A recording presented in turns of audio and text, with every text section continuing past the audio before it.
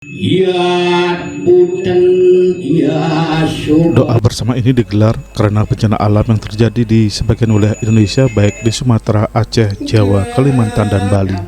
Doa bersama ini digelar oleh para sulingih beserta penglingsir Puri Sebali, tokoh lintas agama dan warga di Kubu Tambahan, Kabupaten Buleleng. Doa digelar di Pura Penyusuhan Desa Kubu Tambahan bertepatan dengan Hari Siwalatri. Tujuannya memohon keselamatan bangsa atas bencana yang terjadi dan memohon agar tidak terjadi lagi bencana yang lebih besar. Tujuan kami sebagai rohaniawan dan Anggepuri sejebak Bali atau Nusantara ingin melaksanakan ritual peniki.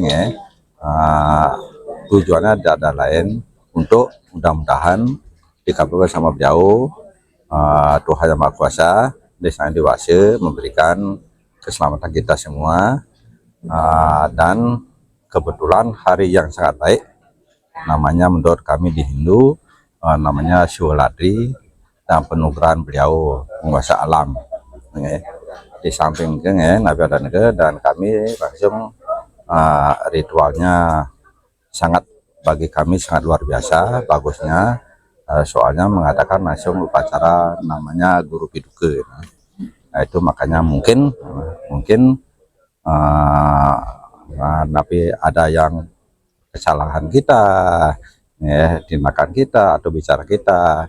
Mari sama-sama kita mohon hari ini, kebetulan piogan beliau atau semadi beliau, penguasa alam, hidup tarsiun namanya, mudah-mudahan dikasih langsung hari doa bersama mulai dari Bali Utara untuk negeri Nusantara.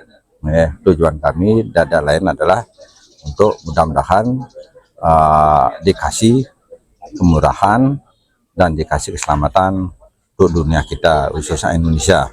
Ini dari kami. Selain itu juga doa ini untuk memohon keselamatan Pulau Bali yang selama ini terjadi ketimpangan yang cukup besar antara Bali Selatan dan Bali Utara. Bali Utara ke depan diharapkan bisa menjadi penyeimbang untuk roda perekonomian Bali. Yasri Yuli, Bali TV.